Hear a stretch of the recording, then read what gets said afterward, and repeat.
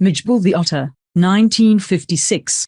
की शुरुआत में लेखक के कुत्ते के निधन के तुरंत बाद उन्होंने दक्षिणी इराक की यात्रा की। वह एक पालतू जानवर के बिना बहुत अकेला था, लेकिन इस बार कुत्ते के बजाय एक ऊँट बिलाव रखना चाहता था। उसने सोचा कि कैंट स्फरना में एक ओटर रखना एक अच्छा विचार था, क्योंकि ओटर का प्यार पानी था। जैसा कि कैंप सफरना पानी से घिरा हुआ था जो कि करीब था, यह एक ओटर को घरेलू बनाने के इस नए विचार की कोशिश करने के लिए सही जगह थी। एक दोस्त के साथ एक ओटर को पालतू बनाने के अपने इरादे को साझा करने पर उत्तरार्ध ने सुझाव दिया कि लेखक को टाइग्रिस नदी के किनारे दलदल से एक प्राप्त करना चाहिए, क्योंकि ओटर बहुत आमतौर पर वहां पाए जाते थे और आमतौर पर अरबों द्वारा नामांकित थे। उनकी यह बातचीत तब हुई जब कथावाचक और उनके मित्र बसरा जा रहे थे। पहुंचने पर उन्हें पता चला कि केवल मित्र का मेल ही आया था। लेखक ने टेलीग्राफ के माध्यम से इंग्लैंड से जुड़ने की कोशिश की और जब कोई प्रतिक्रिया नहीं हुई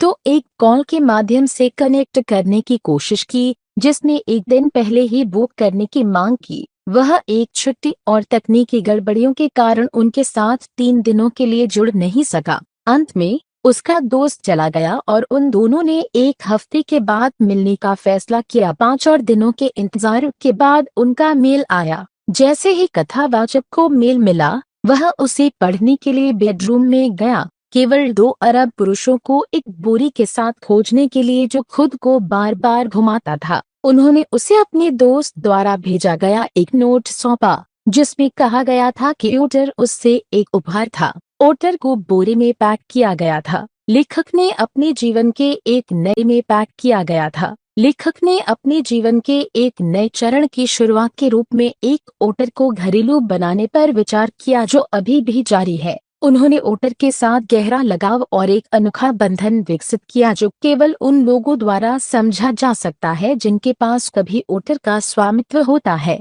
जैसे ही कथावाचक ने बावरी खोली, ओटर टाइल वाले फर्श पर बाहर आ गया। वह प्राचीन काल्पनिक प्राणी ड्रैगन के एक छोटे संस्करण की तरह लग रहा था। वह पूरी तरह से कीचड़ में था और उसके नीचे से नरम मखमली फर के छोटे छोटे टुकड़े देखे जा सकते थे।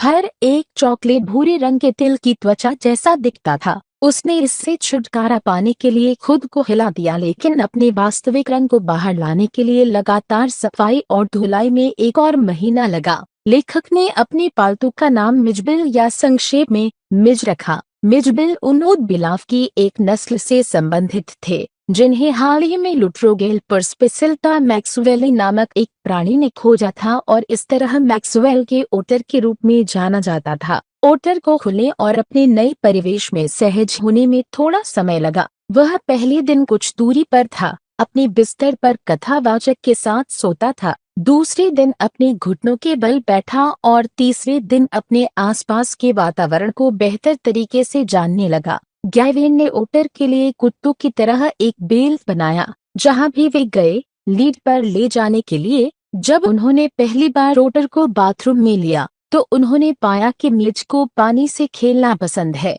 वह कूदता था और पानी में लुढ़कता था जैसे दरियाई घोड़ा करता था। यह ऊँट बिलाव की विशेषता थी कि वे अभी भी पानी से संक्रमित थे, इसलिए वे इसके साथ खेलते थे और इसे कटोरे बाल्टी में आखिरी बूंद तक छिड़कते थे। ओटर्स को पानी हिलना अभी भी पानी से संक्रमित थे, इसलिए वे इसके साथ खेलते थे और इसे कटोरे बाल्टी में आखिरी बूंद तक छिड़कते थे। ओटर्स को पानी हिलना पसंद था और जब मिजबिल ने पानी देखा तो ऐसा लगा कि वह क्रोधित हो गया है और इसमें बैठ जाएगा, इसे छप जाएगा और इसे कटोरे से उलटने की कोशिश करेगा। इसके तुरंत बाद ओटर जगह से परिचित हो गया। वह अकेले बाथरूम में भाग गया और अपने पंजे के साथ नल खोलने की कोशिश की। आश्चर्यजनक रूप से वह पानी की एक चाल पाने के लिए नल को पर्याप्त रूप से खोलने में कामयाब रहा और फिर पूर्ण प्रवाह प्राप्त करने के लिए और अधिक के बाद से उसने इसे सही दिशा में मोड़ दिया।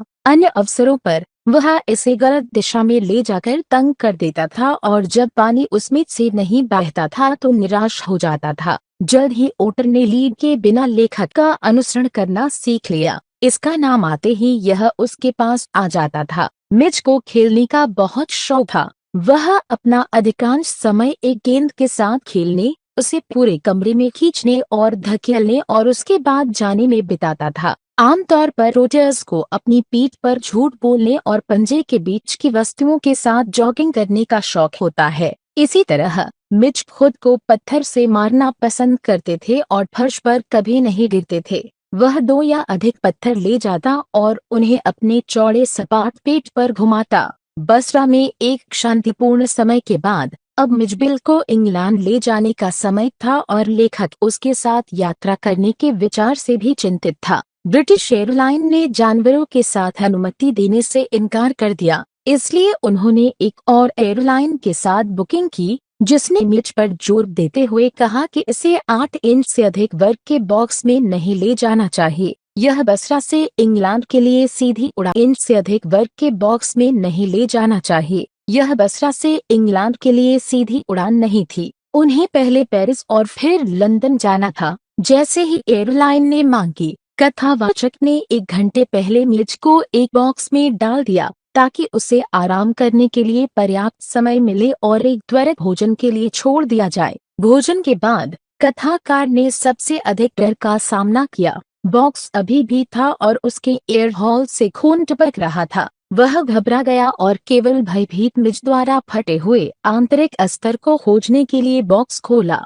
कथाकार ने इस धातु के अस्तर के हर टुकड़े को हटा दिया और बॉक्स को साफ कर दिया। जब तक सब कुछ वापस आ गया था, तब तक उड़ान भरने में केवल 10 मिनट बचे थे और उन्हें 5 मील की दूरी तय करनी थी। गेवन ने मिच को बॉक्स में रखा और उसके हाथ से ढक्कन बंद कर दिया, ऐसा न हो कि वह बच जाए। कथावाचक ने गंदगी को साफ किया और एक टैक्सी में फेंक दिया। कैबी रिकोशेटिंग बुलेट की तरह मोड़ों पर बातचीत करते हुए बहुत तेजी से आगे बढ़ी। वह किसी तरह उड़ान भरने से ठीक पहले पहुंचने में कामयाब हो गया, जिससे अधिकारियों को गुस्सा आ गया। वह अपनी सीट पर बैठ गया और मिचबिल के मछली के खाने के पैकेज को